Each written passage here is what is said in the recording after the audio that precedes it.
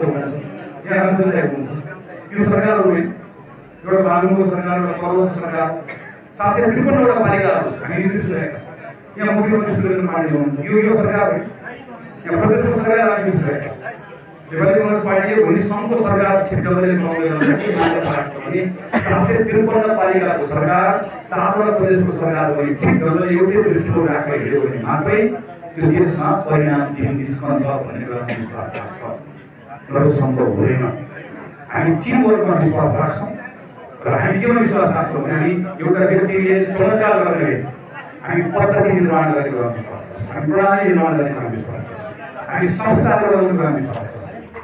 नेपालमा संविधानमा व्यवस्था गरिएको छ अख्तियार दुर्व्यवहार संशोधन। तपाईँले कुनै दक्षिण एसियाको कुनै देशमै भेट्नुहुन्न, थुप्रै अरू देशको कन्स्टिट्युसनमा यस्तो शक्तिशाली संविधानमा व्यवस्था गरिएको भ्रष्टाचार निवारण गर्ने संस्था भेट्नुहुन्न। तर किनकि धेरै भ्रष्टाचारका बारेमा नागरिकहरूमा नेताहरूले भ्रष्टाचार गर्छन् तर ती भ्रष्टाचारीहरू जोडिन्छन् भन्ने कुराको धारणा किन व्याप्त छ? किनकि धेरै काण्डहरू हुन्छ। अहिले पनि सडकमा आएर भ्रष्टाचार गर्नुलाई किन धेरै नाम लाग्छ?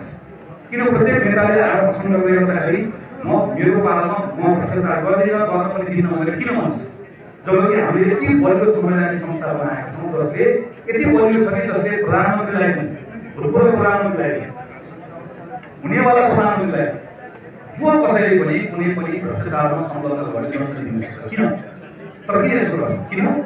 किनकि संविधानमा यो संस्था बनाएका छौँ तर यो संस्थालाई पङ्गु बनाएका छौँ। कसरी पङ्गु बनाएका छौँ? यसको नियुक्ति गर्ने तरिकाबाट पङ्गु बनाएका छौँ। कसरी गरेका छौँ? संविधानमा संवैधानिक परिषदको व्यवस्था गरेका छौँ। त्यहाँ प्रधानमन्त्री हुन्छ, त्यहाँ न्यायाधीश हुन्छ, प्रधान न्यायाधीश रहनुहुन्छ, प्रतिपक्ष दलको नेता रहनुहुन्छ, हामी सबै रहन्छौँ। र बिस्तारै बिस्तारै के अभ्यास गरेका छौँ? अख्तियार दुर्व्यवहार अनुसन्धान आयोग बनाउनु पर्यो भने हामी भागभण्डा गर्छौँ, निर्वाचन आयोग बनाउनु पर्यो भने हामी भागभण्डा गर्छौँ। र दलका मान्छेहरू लगेर राख्छौँ।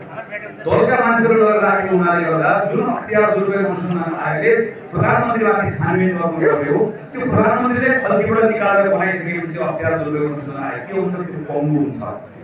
अनि यो संस्था ठिक नबनाइकन एउटा नेताले मञ्चमा आएर म भ्रष्टाचार गर्ने सबलाई चालु लगाउँछु, सबलाई कोर्ला हान्छु भनेर करप्सन नियन्त्रण हुँदैन। काङ्ग्रेस के गर्न चाहन्छ?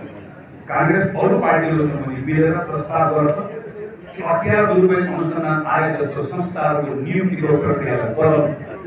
यसको निम्ति आवश्यकता पर्दैन संविधान संशोधन गर्नु, संवैधानिक परिषदको बनोट फेरौँ, यस्तो प्रभावशाली नागरिकहरू त्यहाँनिर जाने व्यवस्था गरौँ जसले गर्दाखेरि कुनै पनि नागरिकलाई कुनै पनि नेताले करप्सन गर्दै गर्दा यो बच्दैन भन्ने कुराको विश्वास जोडेर हाम्रो संस्थाहरू निर्माण गर्छ।